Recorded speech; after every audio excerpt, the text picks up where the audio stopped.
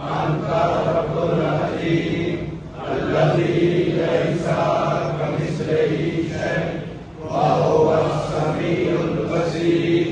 وهذا شهر أحسنته وكرمته وشكرته وفضلته على الشهور، وهو الشهر الذي فرضت صيامه عليه، وهو شهر رمضان الذي أنزلت فيه القرآن هدى للناس وبينات من الهدى والفرقان، وجعلت فيه ليلة القدر وجعلتها خيرا من ألف شهر.